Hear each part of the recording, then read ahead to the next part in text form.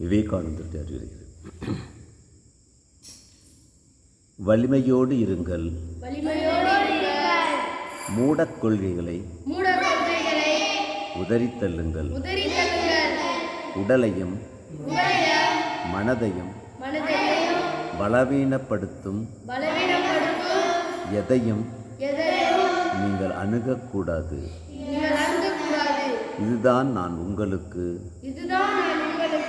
சொல்ல விரும்பும் முதல் அறிவுரை. மனம் அதிகமாக ஒருமுகப்படும் அளவிற்கு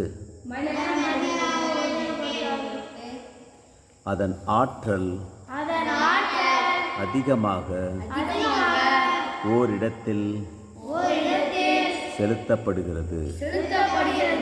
இதுதான் மனதின்